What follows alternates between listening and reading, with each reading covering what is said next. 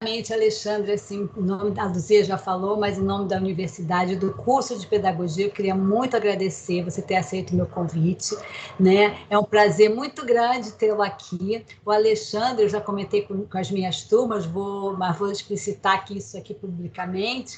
Ele é um amigo de longa data, é um profissional que eu tive orgulho de trabalhar e compartilhar o mesmo espaço de atuação. Então, é um prazer muito grande, dos dois lados, né? Tanto profissionalmente como Não, é pessoalmente. verdade, é E verdade. esse tema, depois você vai se apresentar e tudo mais, eu só queria reforçar aqui a relevância da gente trabalhar, né, hoje esse tema de diversidade e inclusão como direito humano. Nós somos do curso de pedagogia, somos educadores, estamos formando educadores. E a gente sabe que é uma das diretrizes, né, não só das diretrizes nacionais para a educação em direitos humanos, mas como as diretrizes mesmo educacionais e a Base Nacional Comum Curricular, cada vez mais a gente está trabalhando com as soft skills, com a questão da gente desenvolver competências que justifiquem, né, e que fortaleçam, é a melhor palavra, essas relações humanas. Então, essa cultura de direitos humanos é um dos alicerces para a gente conseguir atingir a mudança social. E a educação tem um papel imprescindível. Quando eu falo educação, eu estou falando de escola, estou falando do papel do educador, do papel do profissional da educação. E falar em direitos humanos é falar de diversidade e inclusão. Então, por isso que nós o convidamos. E, mais uma vez, muito obrigado em nome da instituição e do curso de pedagogia pela tua presença aqui. Então, vamos lá. Eu queria que você se apresentasse, falasse um pouquinho de você. Eu te conheço, mas as pessoas não te conhecem. Então, Alexandre se apresenta e aí a gente pode começar a conversar, Tá bom. tá? Fica à vontade. Boa noite, Ó, não pessoal. precisa deixar o Alexandre à vontade, não, porque vocês vão perceber que ele fica bem à vontade, né, Ih, Alexandre? não dá spoiler, não. Pessoal, boa noite, tudo bom?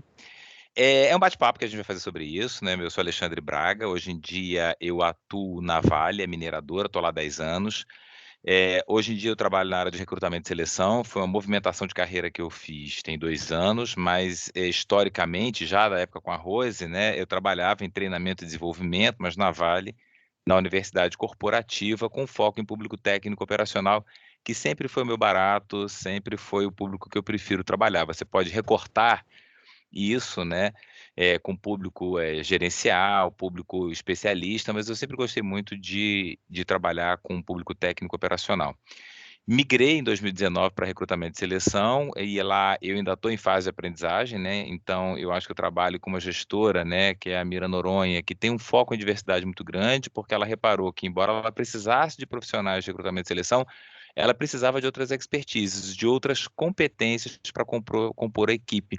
E a minha experiência, né, de educar adultos, né, o que eles chamam de andragogia, do andragogia adulto, e o conhecimento que eu tinha, né, por ter cuidado muito de programa e de estrutura interna dentro da Vale, são 2.500 instrutores dentro da Vale, isso facilitava muito, né, a gente passear lá por dentro. Só que com essa história de educação lá dentro da Vale, já eu comecei em 2016 a conduzir um curso de diversidade que foi criado internamente. E tudo começou ainda numa perspectiva de olhar o conteúdo, mas o bom mesmo, meu povo, é que eles precisavam fazer uns filmes, né, de empregados em cada uma das dimensões de diversidade. Então, religião, idade, tudo muito bem. Quando chegou no LGBT, aí a Juripoca pia, né? Quem quer se dizer que é gay ou lésbica ou transexual numa empresa, numa mineradora que é extremamente careta, que só está no interiorzão do Brasil, onde tem muito fundamentalismo religioso? Ninguém. Só que eu, na minha trajetória de vida, faço essas palestras, ano que vem eu vou começar a cobrar, mas por enquanto, estou pensando como é que eu faço isso. Mas por enquanto, tem sido propósito de vida, porque eu acho que é importante que um gay, em lugar de fala, a gente vai falar sobre isso já já, esse conceito, ele seja capaz de se expressar e dizer, eu sou gay sim, estou aqui nessa mineradora, quero respeito, e explicar um pouquinho. E isso me colocou no lugar de fala e me trouxe oficialmente, a partir de 2016, para um olhar sobre diversidade que não parou mais. Então eu faço esse trabalho dentro de recrutamento e seleção de diversidade, né? Eu consegui puxar uma formação para recrutadores para contratar pessoas transexuais, travestis e transgêneros, com a Maite Schneider, que é uma mulher trans, e a sócia dela, uma das sócias, que é a Kailin, que é uma mulher cis colombiana. E eu estou nessa esteira da diversidade, entre outras cositas mais. Então, eu sou formado em letras pela UERJ, vou falar já sobre isso. Eu fiz um MBA em educação corporativa, aí tem um tempão já. Rose é minha professora, agora que eu lembrei, Rose é minha Eu professora. fui sua professora no MBA, é isso mesmo. É verdade, esqueci disso. E fiz inglês, francês, alemão, e estou fazendo psicologia, estou no 8º período, né? Isso tem me trazido um olhar. Vai para o 8º já rápido, né?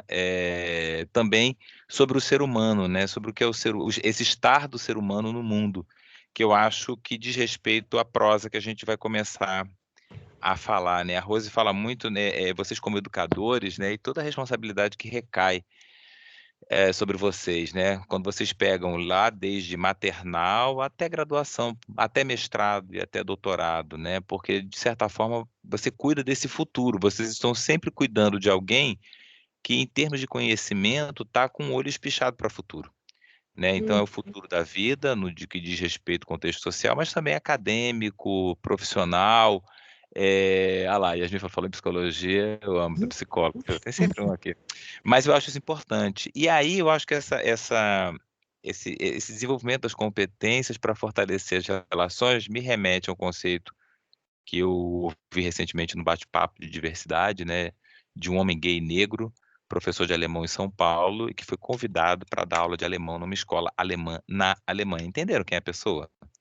Punk, né? Poderosíssima, né? Poderosíssimo. E ele falou assim: tem o pavor da expressão inclusão. Eu fiquei assim, ué, por quê? Ele falou, porque inclusão tem uma arrogância de que alguém vai deixar você ser. E Eu você é. prefiro, eu prefiro aprender a conviver. Inclusão significa que eu estou colocando na mão de alguém essa aceitação. E a gente Legal. já tá, quem está em lugar de fala de exclusão, porque é negro ou negra, ou gay, ou sapatão, lésbica, viado, porque é gordo, porque tem doenças crônicas, porque tem deficiência, porque é nordestino, porque é do subúrbio, porque é Que é pobre, porque mulher, é de outro país, que é porque é pobre. mulher, porque tem mais de 50, de 60 anos. Na realidade, a gente não está querendo que alguém te aceite, né? A gente não quer isso. A gente quer ser respeitado por ser quem é. Porque quando eu digo me aceita aí, eu estou tirando de mim eh, a relevância de ser quem sou para dizer para você, olha, vê se você me aceita aí e tal. Eu sei que você não gosta muito, mas pô, quebra o galho. Então, eu acho Uhum. que a expressão que cabe muito, eu acho que é aprender a conviver. E eu vou trazer alguns conceitos aí para vocês também Legal, rapidamente, são legal. 18h44. Eu pretendo falar aí uns 35 minutos para a gente ter um tempinho também de perguntas, se for Ótimo. possível, que a gente vai deixar para o final. Vocês podem escrever aí no chat, acho que a Rose vai fazer Estou assistente de mediando, palco aí na para verdade, gente. mediando.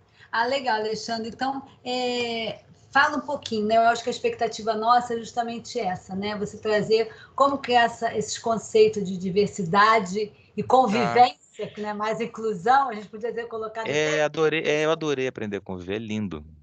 E real, e de muito real. convivência impactam tanto na É, realidade hoje do mundo corporativo, né? na Porque vida de um modo geral, eu acho, de tudo, isso, né? mas nessa tua vivência do mundo corporativo, Sim, sim, porque é trabalhar, né? Então, eu vou dividir uma apresentação que eu fiz, pode é isso. desligar. Quem Eu vou, faz, eu faz vou ao desligar minha vivo. câmera, tá? Para deixar o Tá bom, espaço tá melhor bom. para você. É uma Mas pode. apresentação que eu tenho usado fora e dentro da Vale, que acho que estrutura melhor. Eu não estou vendo mais vocês, Rose, qualquer coisa você me chama aqui, tá? Tá tudo tranquilo, tá? Então vejam, eu sempre acho que a gente tem que partir para incluir, porque incluir é um verbo nessa aprendizagem de convivência, né? Então, assim, quando a gente está tentando fazer aí, eu queria convidar todo mundo que está aqui, e eu vou te fazer uma pergunta: você vai fazer o quê, né? Para aprender a conviver e puxar as pessoas para a inclusão. A gente está sempre esperando que as instituições façam isso, mas a instituição, meu povo, ela é um troço abstrato, concorda? O que que é a Veiga de Almeida? Ela é um prédio que, se a gente não estiver lá dentro, não existe. Então, o que que é incluir? Eu posso ter várias ações da Veiga de Almeida, a Vale pode ter, a Coca-Cola pode ter, milhões de empresas, a TAM pode ter, mas isso só se dá no campo das relações humanas. Então, isso diz respeito a mim, a você, a todo mundo. Então, para eu fazer o quê? Eu preciso entender o seguinte: para vocês que são pedagogos, né, que vocês podem trabalhar no ambiente escolar ou corporativo, uma coisa é fato, né, 48% de produtividade, ou seja, o mundo econômico puxou essa pauta. E quem está tratando de diversidade está surfando nisso. É o mundo econômico que entendeu que se eu trago gente diferente, a produtividade aumenta. Eu posso ter várias críticas sobre isso, tá? Sobre o mundo capitalista, mas no quesito diversidade, isso é positivo. Por quê? Um gay, uma pessoa com mais de 50, uma pessoa negra, se sente pertencendo a um determinado grupo, ela não se sente expelida, né, jogada fora. Logo, eu me sinto engajado em fazer alguma coisa que gera produtividade, né. Então, assim, esses novos olhares são, o epíteto, acho que, da democracia, que é quando a gente começa a ouvir o outro que não concorda com a gente, porque se a gente faz um grupinho, todo mundo concorda, gente, tudo bem, é lindo, mas a gente não sai do lugar. São as mesmas respostas para velhos problemas, a gente não anda. Então vocês precisam entender como é que vocês vão olhar, né, no fazer pedagógico de vocês, a diversidade, em qualquer circunstância, sob qualquer aspecto, no discurso de vocês, na atitude de vocês, no olhar de vocês, para a gente poder melhorar. Um próximo conceito que eu acho legal, que é de um autor, né, que, eu fui entender lá nos Determinantes Sociais de Saúde, né, o autor é Whitehead, que e um outro autor que é o Robert Castel, que ele vai falar sobre vulnerabilidade e risco, né, e o Castel ele traz 2 conceitos, né, que é a vulnerabilidade e o risco, ele está não somente na empregabilidade no financeiro, mas está no afetivo e pertencimento. Eu posso ser rico, mas estar afetivamente vulnerável, porque eu não faço parte de nada. E a gente não tem um olhar para isso. Então o Castel traz um olhar expandido que tem tudo a ver com diversidade. Quando eu excluo alguém, eu estou excluindo essa pessoa, às vezes, do mundo do trabalho, mas também do pertencimento. E isso é um item, segundo a Organização Mundial de saúde, da vida social, porque todo mundo quer ser um participante ativo das decisões da vida social, que é a última frase, ou não. Queremos, a gente não quer ser excluído, né. E o outro conceito que eu trago para vocês é o de habilidade social, que segundo a Organização Mundial de Saúde, é uma habilidade de vida, que você aprende desde a idade mais tenra da sua vida. Quem tem filho aqui ou vê os pais, é quando você ensina teu filho a dizer sim, a dizer não, a perguntar quando ter dúvida, não fazer só por impulso, é aquilo que a mãe fala, que o filho fala: "Mas fulano fez, todo mundo faz", e a mãe fala: "Você não é todo mundo". Nesse exato momento que a mãe profere essa sentença, essa frase, ela está ali desenvolvendo habilidade social. Por quê? Porque essa habilidade social vai permitir que uma menina, ainda que numa situação de vulnerabilidade econômica, não faça não tenha uma relação sexual sem seu consentimento verdadeiro, sem estar preparada e sem entender se aquilo vai trazer um resultado não planejado, como, por exemplo, uma gravidez ou uma doença sexualmente transmissível, DST. Então, para a gente falar de diversidade, né, além de aprender a conviver, eu acho que a gente tem lá a questão da saúde mental, social, e essas habilidades são desenvolvidas, principalmente quando a criança já adquire a fala, né, e a partir desse momento, a relação dela com o seu meio social de influência mútua é recíproca. Eu falo, a criança já entende, interage, mas ela se posiciona. E desde pequenininho, todo ser humano, ele é fruto do seu meio social. Então as comidas, as falas, as crenças, os grupos, o comportamento, o jeito de vestir, de se relacionar, as religiões, a forma de encarar o meio social, de projetar o futuro ou de não projetar o futuro, na realidade nós somos o grande resultado, nós somos uma grande performance, o resultado é uma performance social estabelecida por um meio social. Então nós criticamos a mulher usar burca no Oriente Médio, mas para eles é a performance social deles e faz sentido. Para nós não, a mulher trabalha e usa calça, mas nem sempre usou calças. Nem sempre o homem usou cor-de-rosa e fez a sobrancelha, ou depilou o peito.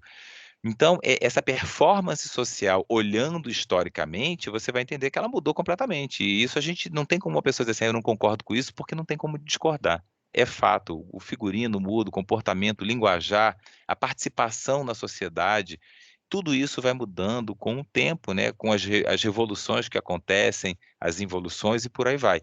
Então tudo isso estabelece um lugar, um momento e um contexto para a gente se sentir falando dessa propriedade. E aí eu vou me apresentar melhor, mas eu tenho um objetivo por trás disso tudo quando eu me apresento aqui, né. Então quem sou eu? Essa foto antiga é meu pai teria mais de 100 anos, ele foi para a Segunda Guerra Mundial, quando a Segunda Guerra acabou, eles foram para o Vaticano, isso aqui é a cúpula da igreja de São Pedro, é lá em cima, depois eu fui lá para saber como é que é. Aqui do lado sou eu com a minha mãe tem 96 anos, vai fazer 97, está um pouco demenciada, passou por um câncer de mama recentemente, durante o câncer de mama teve covid, ficou 10 dias internado, saiu, recuperou-se, fez a cirurgia, fez radioterapia e está super bem.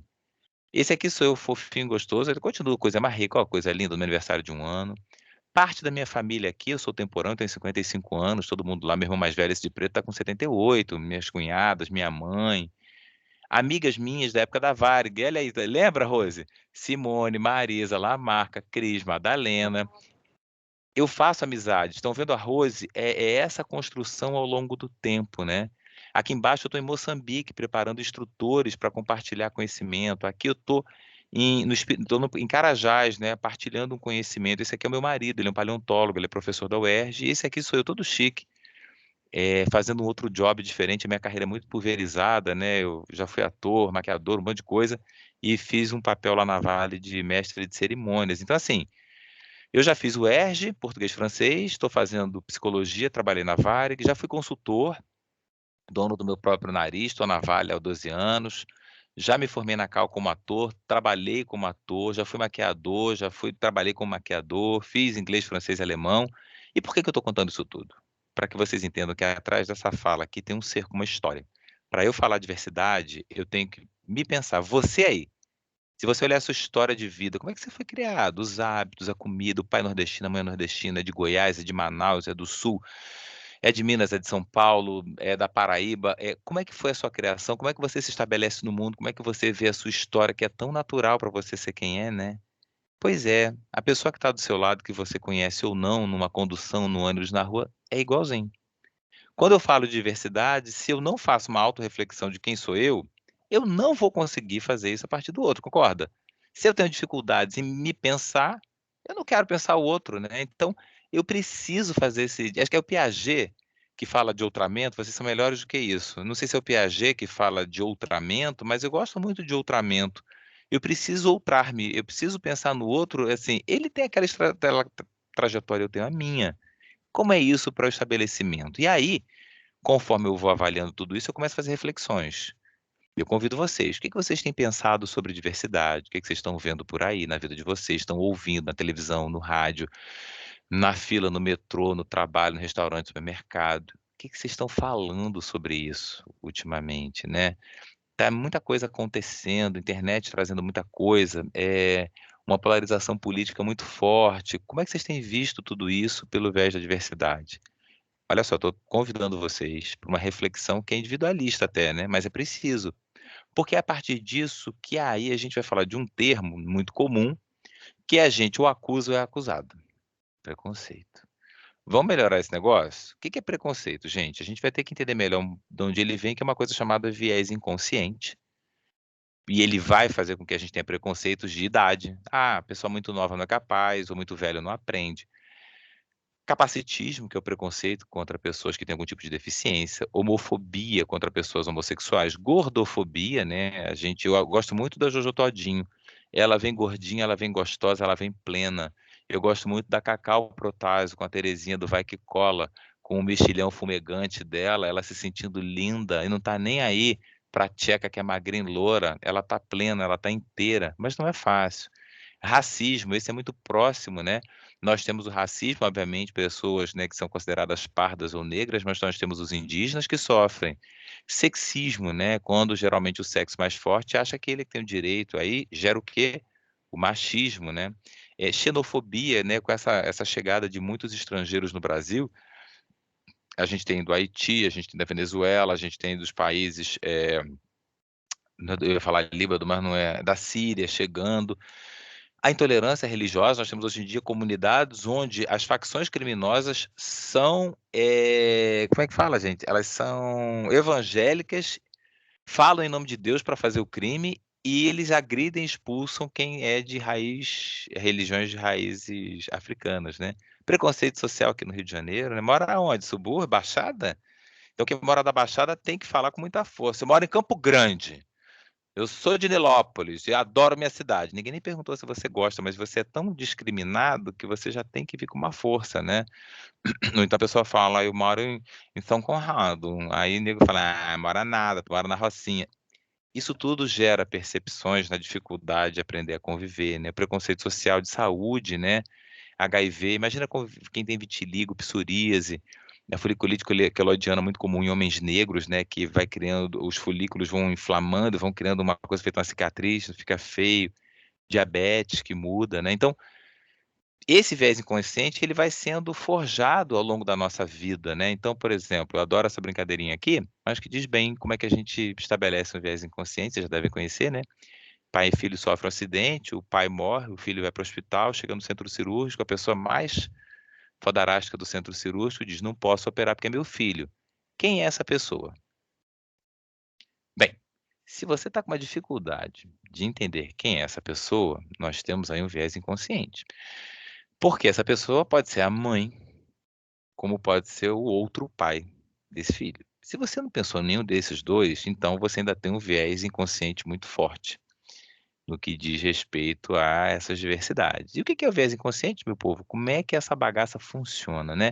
É a nossa forma de pensar e ela vai se constituindo, como eu falei lá no início, desde que a gente é pequenininho.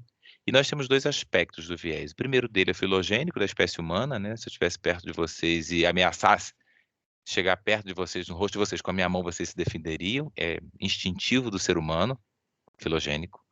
E ontogenia, é aquilo que você vai aprendendo e vai mudando a espécie. Então, hoje em dia, você tem que andar vestido, né, a gente aprendeu a andar vestido, ontogenicamente o ser humano entendeu que a sociedade anda vestida, mas tudo isso se dá por 2 sistemas no meio de ó o assunto que vocês gostam aí, ó, cognição. Vocês devem saber isso melhor do que eu, sistema 1, sistema 2. O 1, como é que a gente vai aprendendo e reagindo? No sistema 1, eu só reajo, eh, o meu julgamento nem tem, eu julgo, pá, né. Como é que é isso? Eu vou construindo conceitos, vou colocando em caixinhas, quando eu vejo aquilo na vida, eu vou lá no meu cérebro é meio preguiçoso mesmo, diz a psicologia, e eu não quero pensar. Então, por exemplo, eu olho um travesti, eu vi a vida inteira que travesti rouba e é drogado. Eu vejo um travesti na minha frente, o que que eu faço? Passo para o outro lado, porque ele vai me roubar, vai me cortar, vai me assaltar. De onde veio isso? Se você nunca passou por um travesti na sua vida, de onde saiu isso? Isso é um viés inconsciente, é o sistema 1, né, eu vejo uma pessoa negra correndo, provavelmente eu tomo um susto. Por quê?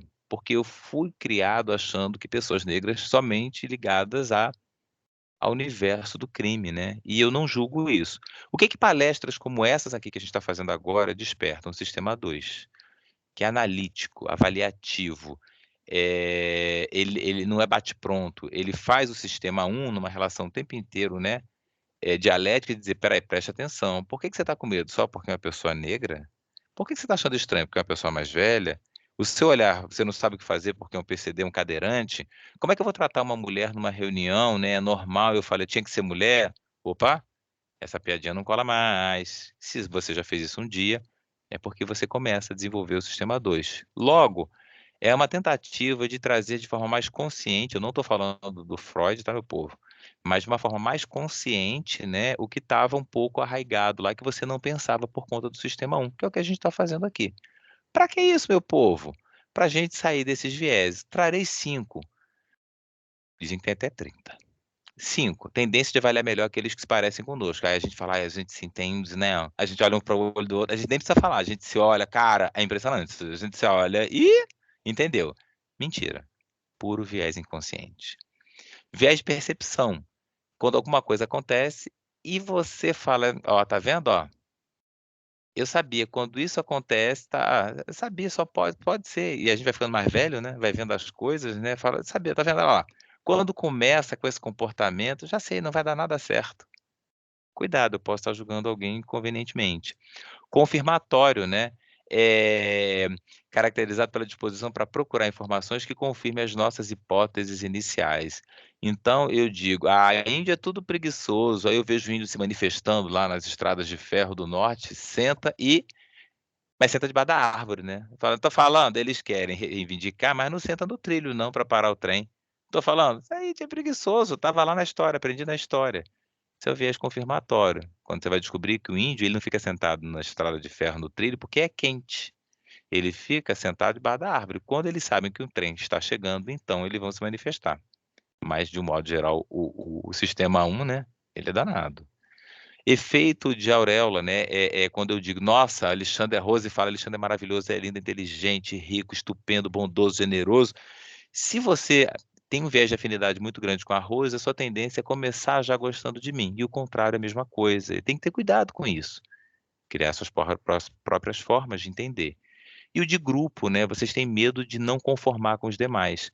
É aquele momento que o pessoal fala: "Pois é, né", depois que tudo acontece, aí lá fora no cafezinho, aí um fala para o outro assim: "Pois é, eu achei estranho, mas eu não quis falar, porque eu vi que ninguém criticou, eu preferi ficar na minha, mas eu não concordei não". Só que naquele momento importante, você não votou, você não disse, você não discordou. Isso é o viés inconsciente, isso leva a gente aos preconceitos, para a gente poder entender como é que a gente faz então essa aprendizagem da convivência, né, porque eu preciso de ainda trabalhar com as dimensões de diversidade, eu preciso trabalhar com as pessoas 50 mais, 60 mais, PCD, mulher, negros e negras, LGBTQIA+, pessoas gordas, pessoas com problemas de saúde crônico, estrangeiros, nossa. E aí a gente fala: "Mas espera aí, eu vou botar cada um numa caixinha, o ser humano cabe?". Não cabe. Quer ver o que que acontece? Vou falar de um ambiente, de uma coisa que é muito comum em empresa. Vamos fazer um programa de estágio. Vamos chamar só mulher, hein, porque a gente é inclusivo aqui, olha, pá, não sei o quê, só mulher, tá bom. Aí a gente pensa em que mulher? Essa daqui, né. Aí a gente faz lá um painel de estágio, aí aparece: "Ah, é, a mulher negra, putz, nem pensei, né". Eu, 55 anos, me formando em psicologia, tô igual essa senhora aqui, como é que eu consigo estágio? E se eu for de alguma religião que eu chego paramentado e eu não sei tratar disso? E se for uma mulher trans, nasceu homem, não se entende, né, com aquele sexo biológico e a sua expressão é de mulher? Se for uma mulher gorda, ó, ela aí, que eu falei ainda agora. Se for uma mulher com uma deficiência com nanismo, e se for uma mulher lésbica, mais masculinizada, e se for uma mãe? Tá, e se for uma mãe gorda, com mais idade, com uma deficiência e ei, eu boto ela onde? Não sei tratar disso não. E se for homem? Aqui, mesma coisa, muda não. Ah, esse é o estagiário padrão, né. Esse aí é o estagiário da Veiga, meu povo, né. É esse aí que vocês estão vendo? Temos esse? Esse. Temos esse, aí nos corredores, já viram negros mais velhos na graduação? Alguém com uma roupa, né, ou porque está todo de branco, porque é do candomblé, acabou de sair da feitura de cabeça e vem todo de branco, ou é um gay, ou é um gay mais afeminado, ou é um homem gordo, ou é um pai solteiro, tem que cuidar da própria filha. Isso aqui é um homem trans, nasceu mulher, não se entende como o sexo biológico feminino, faz hormonização e fica com esse corpo que vocês estão vendo aí, e não necessariamente fez a redesignação de sexo, e às vezes continua com, o órgão sexual feminino ou um homem com deficiência. Então, é uma prosa do aprender a conviver que a gente ainda precisa falar sobre dividido em caixinhas, mas precisa expandir tudo isso, né. Então, eu estou trazendo mais um termo que é, olhar esse ser humano na sua amplitude chama-se a interseccionalidade. Vocês quando forem trabalhar em sala de aula, vão trabalhar com isso o tempo inteiro, porque eu não tenho só uma pessoa negra, uma pessoa LGBT, uma pessoa com deficiência, uma mulher, eu posso ter uma mulher negra deficiente e lésbica, e aí co encaixa onde? As organizações têm uma dificuldade para isso, né, mas é assim que é o ser humano. E aí avançando nos conceitos, né, eu preciso entender que, como eu falei lá no início, que vocês têm que passar por uma avaliação pessoal, né, dessa trajetória de vida, porque cada qual tem a sua que lhe dá o quê? Que lhe coloca o quê? Lhe confere o quê? O quê? Um lugar de fala. Existe um livro da filósofa brasileira Jamila Ribeiro, que eu recomendo que vocês leiam, ele é pequeno. Ela vai trazer um conceito bom sobre lugar de fala, ela vai falar principalmente a partir do feminismo norte-americano, que é quando a mulher negra feminista acordou e disse: "A pauta feminista da mulher branca não é a minha". E aí o lugar de fala é o lugar de onde nós falamos. Eu falo de um lugar de fala de um homem gay, mas branco, de classe média. Era uma classe média bem baixa, agora está menos pior, mas está descendo de novo, né, com essa crise, a gasolina a 7, eu estou já no buraco novamente. Mas eu não tenho lugar de fala de um homem gay negro, que more numa comunidade. Eu não posso falar no lugar dele. Vocês têm que entender qual é o seu lugar de fala. É de mulher? De que lugar de fala vocês estão falando? E se vocês não estão no lugar de fala, passa o megafone para quem tem. Se vocês têm a chave da porta que permite que quem está em lugar de fala tenha vez e voz, façam.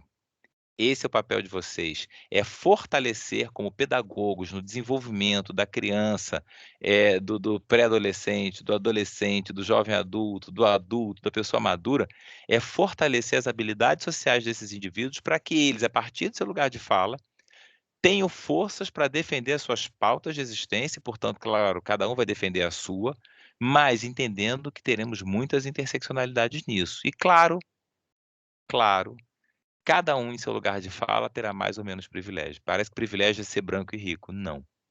Uma pessoa que seja negra e mora numa comunidade e tem aí as vulnerabilidades de trabalho financeira, pode estar inserida numa estrutura familiar muito pobre, mas que tem as figuras de responsáveis, e pode ser pai e mãe, de uma estrutura muito forte que lhe assegurou uma vida pobre, com restrições alimentares, mas de muito afeto. Isso é um privilégio, dependendo da circunstância.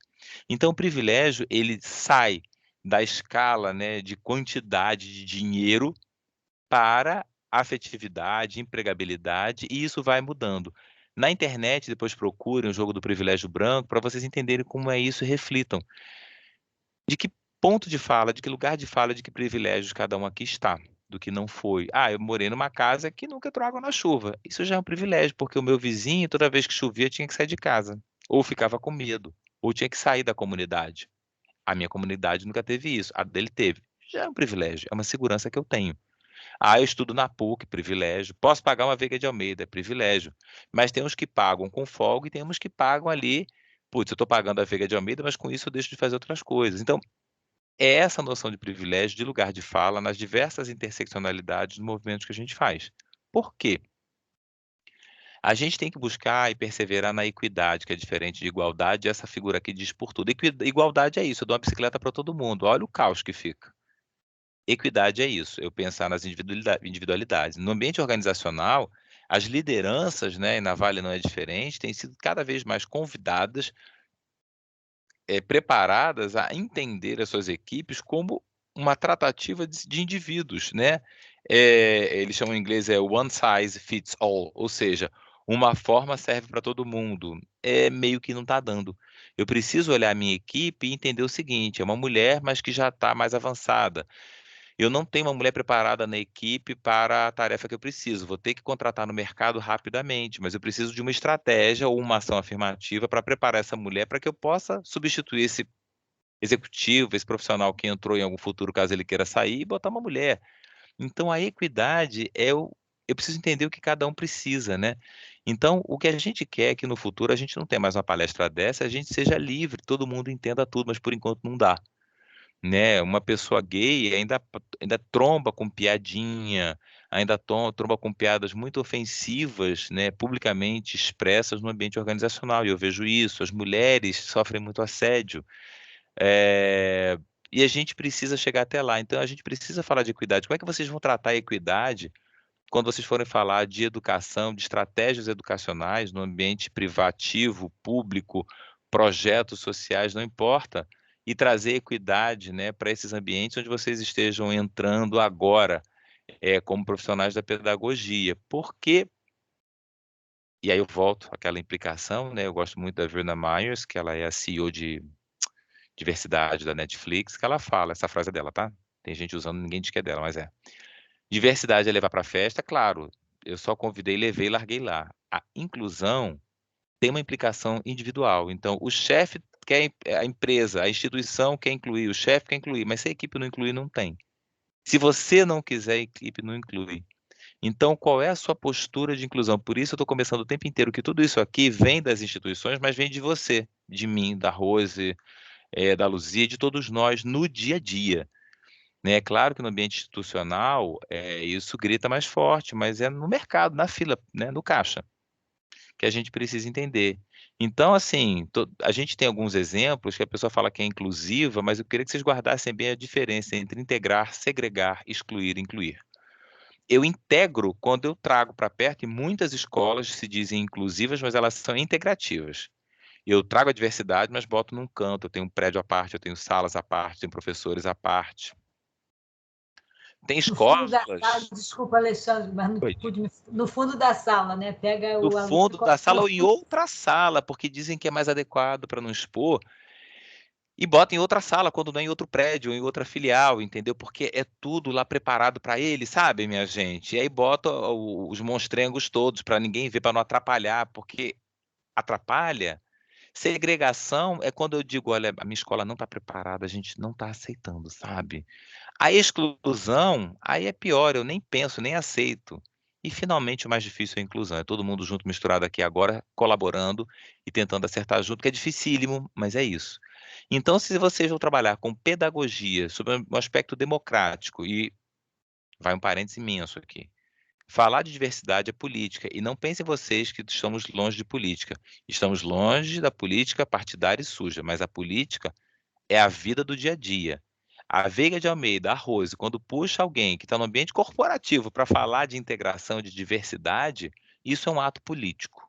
Você está participando de um ato político. Você é político o tempo inteiro. Se no almoço de domingo vai todo mundo fazer lasanha e você detesta, você queria o frango da sua avó, você vai tentar falar com a sua tia, que é a mais chegada, para influenciar a sua avó para fazer aquele franguinho só para você. Isso é política. Então, eu vi numa palestra uma vez de RH em 2018, o palestrante ele falou, o brasileiro ele ficou muito focado em economia, a gente nem entende essa porcaria direito, e esqueceu política. A gente não se interessa por isso e não entende. O ser humano que vive na polis, portanto, na cidade, é político. Então, a democracia diz respeito à inclusão. Todo o restante não é. Não é. Então, como é que vocês serão profissionais? Como é que vocês pretendem, né, ajudar a esse aprender a conviver que é diário, né, e não é nada fácil. E aí é pensar em ação afirmativa. Então, por exemplo, cota. Cota é uma das ações afirmativas. Por exemplo, nas organizações é necessário que haja pelo menos 5%, né, do total de empregados contratados de pessoas com deficiência. Isso é uma lei. Isso ajuda muito, ajudou muito, mudou muito a vida de pessoas com deficiência, porque isso facilita a entrada das pessoas. Agora, entra e fica, depende do gestor. Tem gestor que bota lá num cantinho, segrega. E a gente tem feito um trabalho lá na Vale, principalmente, de bater a nossa cota, mas procurando profissionais, dando condição. A gente está fazendo um projeto de revisão, de encarreiramento dessas pessoas que já estão dentro da Vale, envolvendo gestores com plano de desenvolvimento e de carreira para futuro. Porque eu preciso disso. Então, a cota é fundamental. A cota das universidades públicas, elas são fundamentais, porque elas geram uma outra reação, que é o espelhamento. É você botar um jovem de comunidade numa universidade e ele gera espelhamento na sua comunidade, dizendo: ué, fulaninha está lá na UERJ, fulaninha está na Veiga de Almeida, fulaninha está na PUC. Então, a gente pode, né? A gente tem direito a tentar e a sonhar com isso, porque senão isso não acontece. Eu, no ambiente organizacional, eu criar ações afirmativas para receber pessoas que não têm inglês numa empresa que exige, e eu faço um programa de desenvolvimento, e a gente faz isso lá na Vale, tem um programa de idiomas, e dou 2 meses, dou 2 anos, dou 4 anos, para essa pessoa ter um X de resultado de aprendizagem. Então, é uma ação afirmativa que as organizações fazem? L'Oréal faz. Não preciso de inglês, você vem, eu te ensino. O que que eu posso eliminar do processo seletivo e trazer para dentro? É o que o ambiente organizacional tem feito. Mas isso começou, né, principalmente aqui com a abolição da escravatura. A princesa Isabel, na realidade, ela chegou atrasada, muitos lugares já tinham abolido, só que não tinha um planejamento, né? O escravo foi abolido, ficou ali pela cidade. No Rio de Janeiro, veio uma medida higienista, né? Eles queriam transformar o Rio de Janeiro na Paris dos trópicos. Essas pessoas, imigrantes, mesmo europeus e nordestinos que viviam em cortiços, foram banidos do centro, expulsos. E aí surgem as comunidades. A primeira é aquela que tem ali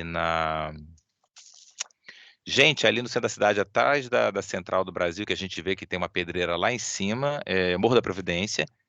É a primeira, né? Tem uma novela na Globo que fala muito bem sobre isso. Aquela novela era muito boa nesse sentido, que a Patrícia Pilar fazia uma baronesa bem que representava essa elite carioca que quer esconder os pobres, né, que não está muito longe, né? Tem muito condomínio aqui da Zona Sul que levanta uma parede assim de tipo de lona quando tem uma comunidade para não ver, né? Isso é muito curioso. E isso é necessário. Então, assim, as organizações hoje em dia, e a Vale não está longe, elas têm envolvido as áreas de recrutamento de recursos humanos para pensar estratégia, junto com o RH que está dentro dos negócios, para pensar como é que elas fazem inclusão, até porque isso tem afetado a percepção dos acionistas, né, dos investidores, para que preparemos as lideranças e respectivas equipes, criado estruturas educacionais em suas áreas de treinamento ou de educação corporativa, para valorizar um ciclo de empregado que preveja a diversidade e a inclusão na medida em que você tem esse aprendizado de convivência. Por quê? Na medida em que eu fomento a entrada de mulheres, é caro. Mas se ela sai porque ela não aguenta, isso também é muito caro e depois contra a reputação. E aí tem a questão reputacional da organização, seja pelo viés financeiro ou por imagem também no meio universitário. Então existe todo um trabalho que é feito nos ambientes organizacionais, né, de proposta de valor para os empregados, de EVP, o tema EVP, que é isso, o que que a organização efetivamente faz, dentro que ela pode dizer para fora que ela está fazendo. E diversidade é um tema crítico para todo mundo. Como é que a gente está atraindo as mulheres para abrir essa porta e entrar, linda, maravilhosa, e ficar? Então não basta atrair, isso sai caro, selecionar adequadamente, trazer, mas eu preciso manter. Então, para manter, eu tenho que ter códigos de ética bem estabelecido, políticas e normas, palestras, falas explícitas dos presidentes, vice-presidentes, diretores, gerentes, executivos e gerentes da organização o tempo inteiro, reforçando que na organização isso tem sido feito na Vale, posso falar para vocês de cadeirinha, em outras empresas também, né, dizendo que não é mais tolerado. E vocês precisarão ser agentes disso também, né, quando se tornarem profissionais de educação, como esses agentes que fortalecem esse ciclo de inclusão e diversidade. Então eu trouxe para vocês aqui, né, tive que despejar muita coisa, mas a ideia é começar a fazer o sistema 2 futucar e cutucar o sistema 1 sobre diversidade, para que a gente faça a pergunta para vocês e diga: "E aí, o que que você vai fazer como pedagogo no futuro?", né. Então tem gente que está na primeira graduação, na segunda, na terceira, como é que vocês estão hoje em dia na vida no mercado de trabalho, como é que vocês vão fazer isso na pedagogia. E aí agora eu paro, né, muito obrigado aí, né, o nome da minha área é Vale Global Talent Acquisition Area. E aí eu não sei se tem algumas perguntas, atropelei, não deixei Rosa abrir a Não, boca. não, Mas tá ótimo, você avisou Alexandre. no início, que horas passou. É. Alguém tem alguma pergunta, pode colocar aqui no chat. Eu vou Zero fazer. dúvida, tá todo mundo jantando? Você sabe como é que funciona, né? Você é aluno online. Sei, e como sei, eu estudo à noite também, é pedreira, meu povo, sei exatamente como é que é. Érica vai falar alguma Érica, coisa, você Érica? quer falar falar isso? Você quer fazer alguma pergunta, Érica? Você ligou a câmera? Não, não tem nenhuma pergunta. Eu queria agradecer, achei super interessante. Liguei a câmera, porque eu achei Tá, ótimo. Obrigado. tá. Parabéns. Obrigada, Érica. Alexandre, então eu vou fazer uma pergunta. Assim, você falou, né? Primeiramente, parabéns, né? Mas aí vou deixar os parabéns para os ouvintes aqui, para os participantes, mas você mesmo disse, né? Você trouxe aqui várias reflexões para a gente, e principalmente essa tua fala final, né? De falando como representante de uma grande organização, que a gente sabe, e você trouxe aqui a dimensão da importância disso, né? Que não basta só uma palestra, um treinamento, é um conjunto de ações para fortalecer a inclusão, a diversidade, a convivência, o respeito, né? Que é a garantia que as pessoas convivam com respeito, se respeitem. A gente fala tanto de singularidade, a gente fala, na educação a gente fala muito isso, né? Do sujeito, da singularidade, mas na verdade a gente não acaba não respeitando. Então, assim, como você está mais no mundo corporativo e tem interlocuções, né, com diversas empresas, como é que você percebe isso no mundo organizacional de uma forma geral? Porque a gente está falando de grandes, pequenas empresas, organizações não governamentais, a gente está falando de instituição de ensino, a gente está falando de uma diversidade muito grande também de modelos de instituição, de organizações. Isso na prática, assim, todo esse contexto na prática do funcionamento e os ganhos que você está percebendo disso. Eu acho que a gente ainda está engateando no mundo organizacional. Existe um termo em inglês que se chama diversity washing. Vou escrever aqui para vocês. Fiquem atentos a isso. Porque o diversity washing vai se valer dos tokens.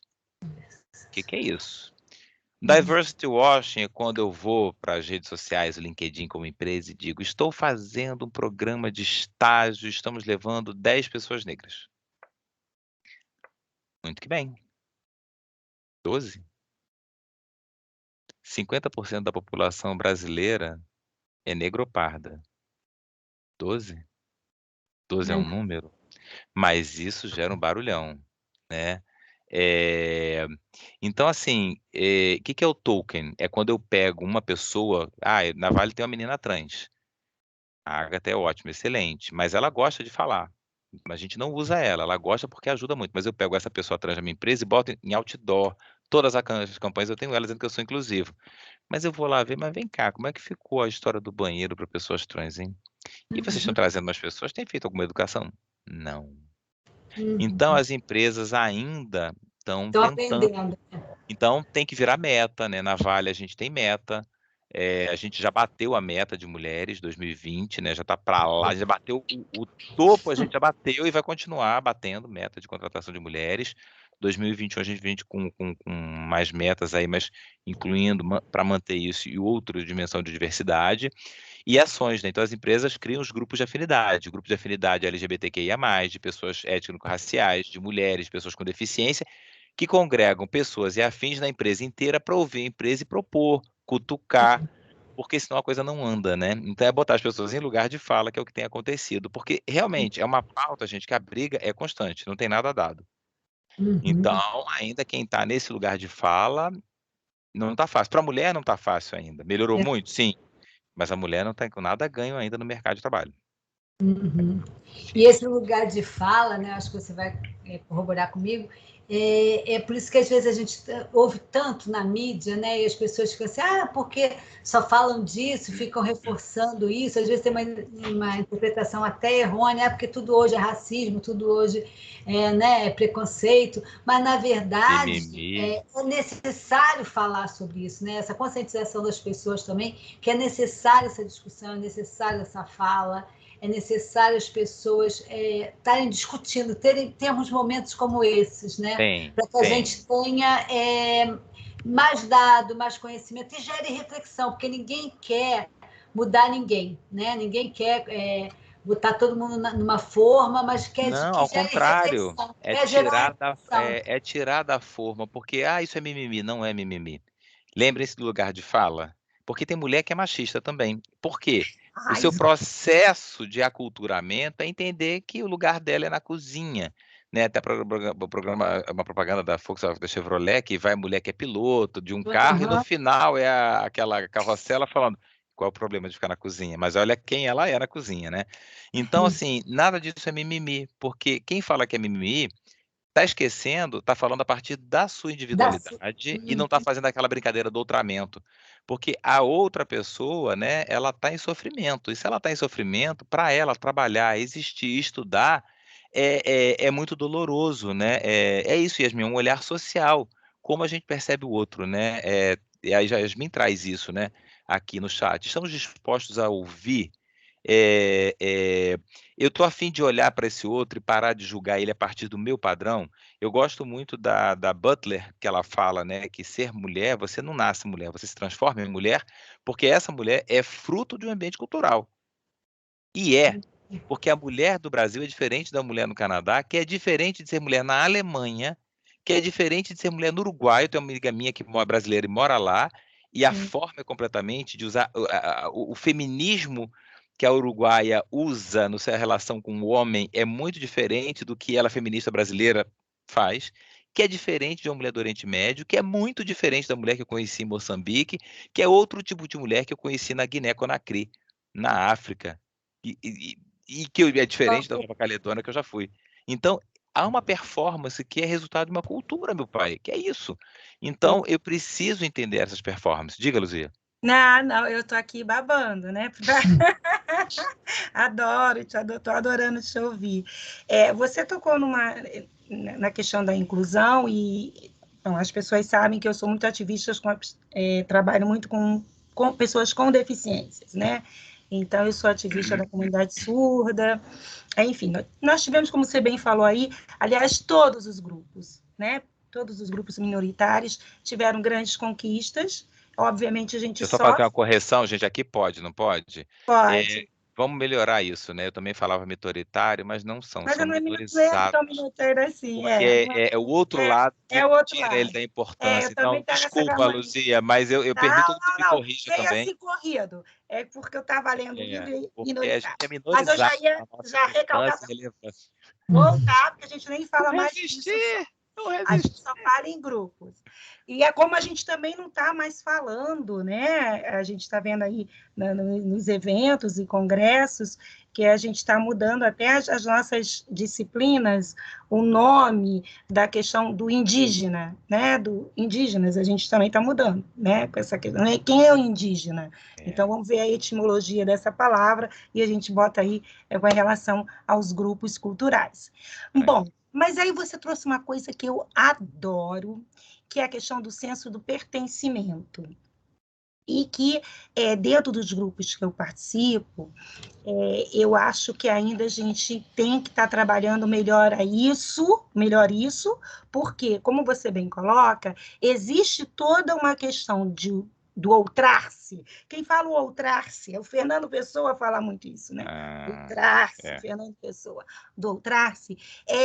Eu preciso desse olhar, dessa inclusão e não integração, como você bem colocou, né? Que a inclusão é mudar esse campo social, mudar esse lugar especial, as pessoas vão ter que respeitar, enfim, não só de forma estrutural, mas na questão mesmo pessoal, de mudanças mesmo, de paradigmas, de raiz histórica ainda a ser superada, que a gente sabe disso, tá? Então, esse senso de pertencimento que você colocou, e que eu acho, assim, fundamental, você falou muitas coisas interessantes, mas tem coisas que a gente fica, porque a gente passa por isso todos os dias, né? E que ainda a gente ainda corre muito atrás desse senso de pertencimento, que as pessoas têm que entender que se eu não tenho esse senso, vai ser difícil potencializar o processo de desenvolvimento e a emancipação humana, que é o que a gente pretende. Né? Quando a gente está em grupo, nos nossos grupos, a gente fala assim, mas eu quero me sentir pertencente a esse grupo, porque eu sei que esse senso ele vai é um potencializador e gerador também do processo de desenvolvimento e emancipação humana. Então, eu preciso disso. E a gente encontra ainda muitos desafios, nós tivemos muitas conquistas, mas você colocou muito bem, né? É essa reflexão, o tempo todo que você tem que fazer, não é a partir de você, de quem é você. Eu adorei quando você colocou a tua história. Eu falei assim, mas onde é que ele quer chegar? Onde que ele quer chegar? Você fica com aquele, né? Onde que ele quer chegar? Mas aí você contando tanta história, né? Contando tanta história. Começou na Segunda Guerra. Contando a história dele, mas ele vai chegar em algum lugar, que eu já sei que ele vai chegar. Mas, assim, o tão quanto importante a gente trabalha isso nos nossos grupos, né? E trabalha a história deles, quem são eles, e, ao mesmo tempo, trabalhar esse desenvolvimento de olhar o outro como o outro, que também tem a sua história, para esses grupos que a gente trabalha isso, para essas pessoas que aqui estão, participando dessa live aí, que chega a informação, chega a provocação da reflexão, somos privilegiados. Então, assim, o que faltam mais? Você acha que as empresas, aí deu a volta ao mundo, assim, a maioria das empresas trabalham com seus funcionários. Como é que acontece isso dentro das empresas? Trabalham essa questão de, assim, eu tenho um outro aqui que merece sentir-se pertencente a esse lugar? Ainda não.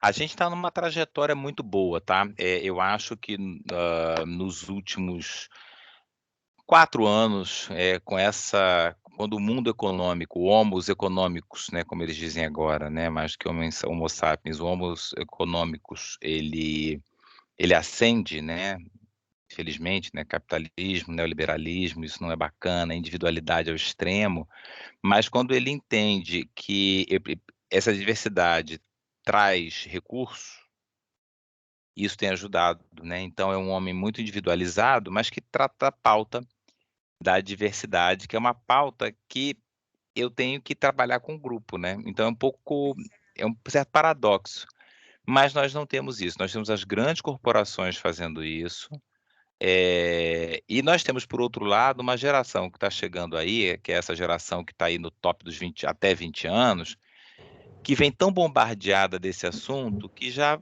fala, cara, de boa, isso não é uma discussão, né? Na boa, você vai discutir se ele tá desmunhecando, ai, para, é porque a pessoa é negra, porque é preto bandido? Ah, sério? Ah, fala sério, meu. Qual o problema de ser gorda, se ela tá feliz? Você vai discutir, é sério que isso é um assunto? Ai, fala sério, tem sempre um fala sério, né? Porque fala sério, meu. Aí vem cá, a Fala mulher não sério. pode. Gente, eu não posso botar agora um biquíni porque vou me agarrar. Meu corpo, minhas regras. Dá licença. Não é não. Não é não. E os meninos já estão nessa vibe de não é não. A gente percebe bem. Não, o Brasil é tão grande, né? O Brasil tem parte do Brasil que já tá. É Pode isso que eu chamar. ia te falar. Chama a NASA que a NASA vem. Parte. Mas depende do Mas já nasceram nessa discussão, né, Alexandre? Já nasceram televisão. nessa discussão, já estão até. Eu falo assim, nossa, vocês refletem muito, estão refletindo muito bem. Mas essa geração também, essa geração que já nasceram nisso, estão sentindo nas empresas, pelo menos, né, as pessoas com deficiência. São eles que estão ajudando a modificar.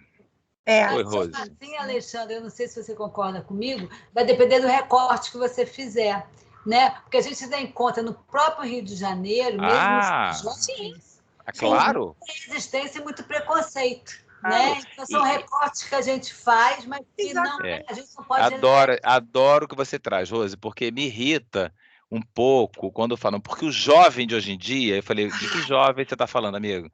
O jovem que mora na Zona Sul, estuda na PUC e vai de carro. Você está falando do jovem que vem lá de Morro Agudo, pega 200 trens, né, tentando fazer uma graduação de noite, dorme 4 horas, porque já é um privilegiado, porque ainda ganha para fazer uma graduação. E ele está querendo um trabalho qualquer que se forme em pedagogia, mas vai trabalhar no comércio. Você está falando do jovem deficiente, do jovem mulher e as interseccionalidades. Então, quando você pega e diz o jovem, geralmente eu tenho ouvido, né, de um ciclo de amigos, né, e Rose tem uma noção mais ou menos do que eu estou falando, embora os meus amigos já vão de A a Z, e vão mesmo, de um jovem que é aquele recorte de determinado grupo onde todo mundo é igualzinho. Então, esse jovem, ok, que tem um filho único, que a mãe só falta pagar a viagem para a Lua, né? Para aquele ser humano despontar. Então, assim, a gente tem muitos lugares na cidade do Rio de Janeiro, que é o que eu falei, chama a NASA, que a NASA vem, está pronto, e tem lugares que são na Idade Média ou antes. Né? Então, a gente não tem dados. E alguém falou aqui que falta empatia. Eu gosto de empatia, mas a crítica à empatia, eu não sei se vale a pena ou não, mas trouxeram, eu fiquei reflexivo, ainda estou. A empatia é eu tentar me colocar no lugar do outro, isso pode me mobilizar de um olhar que não seja interessante, me paralise. A compaixão, dizem, é aquele que eu olho e vejo de onde estou, que posso fazer para que a pessoa poder se entender, se fortalecer e buscar aquilo que precisa, que acha que é necessário, que deseja, que encontra o seu caminho. Lá vem um pouquinho da psicologia já aí influenciando. É psicologia! Então, assim, não são favas contadas e dadas, é muita luta. Estar aqui, de minha parte, com essa bandeira aqui atrás, é uma militância, né? A militância de homens mais velhos, a militância de homens gays, é a interseccionalidade de homens mais velhos gays, que precisa acontecer. Não posso relaxar um minuto sequer, nenhum de nós pode por enquanto, porque a curva está positiva, é ascendente, vale a pena, é necessário. Eu vi a live do Caetano com o André Trigueiros, acho que está gravada em algum lugar, é uma aula de antropologia, e o Caetano trouxe um ponto que você está criticando o momento atual do Brasil. Sem valor, né? A crítica que é feita, mas o que está agora já vinha sendo engendrado lá atrás. Então, isso não faz um inglês falar pop-up, isso não pula na tua frente do nada, né? Isso vem sendo engendrado. A mesma coisa nesse momento, né?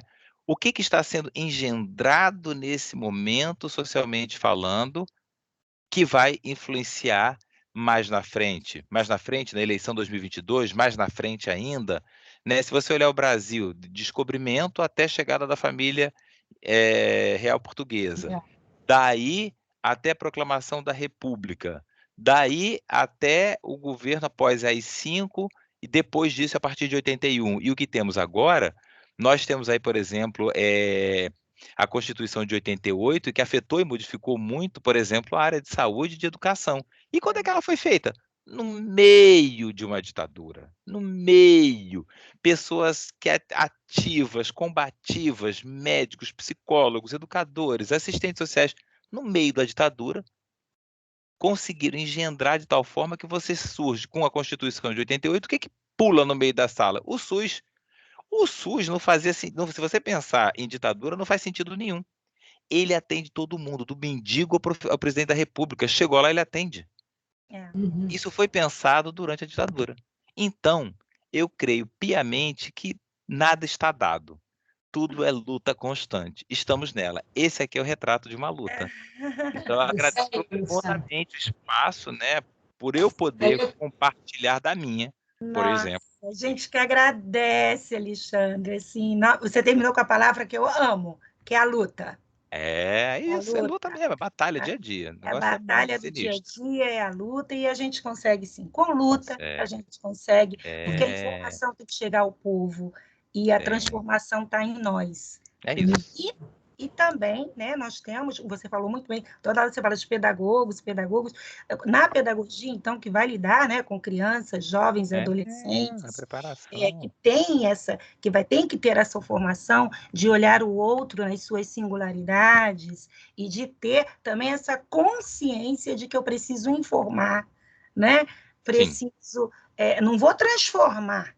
Ninguém transforma. Eu detesto a palavra transformação, vou transformar o outro. O que é isso, gente? Quem é que vai me transformar? Pelo amor de Deus.